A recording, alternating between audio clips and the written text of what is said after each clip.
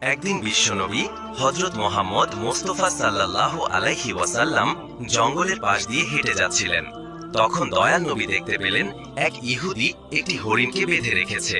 হরিণটি বিশ্বনবী হযরত মুহাম্মদ মুস্তাফা সাল্লাল্লাহু আলাইহি ওয়াসাল্লামকে দেখার পর সাথে সাথে বলল, ইয়া রাসূলুল্লাহ, ইয়া হাবিবাল্লাহ, আজ সকালে আমি আমার বাচ্চাদেরকে বাসায় রেখে খাবারের সংগ্রহের জন্য বের হয়েছিলাম। হে আল্লাহর নবী, এমন সময় ইহুদি আমার সামনে আসে এবং আমাকে বন্দী করে ফেলে। তখন থেকে এই পর্যন্ত আমাকে বন্দী করে রেখেছে।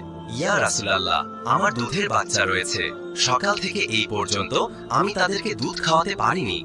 হয়তোবা তারা আমাকে না পেয়ে অনেক অস্থির হয়ে পড়েছে এবং তাদের গলা দুধ না খাওয়ার কারণে শুকিয়ে গেছে। হে আল্লাহর নবী, ওগো আল্লাহর হাবিব, আমি শেষবারের মতো আমার বাচ্চাদের সাথে একবার সাক্ষাৎ করতে চাই। দয়া করে আপনি এর একটা ব্যবস্থা করে দিন।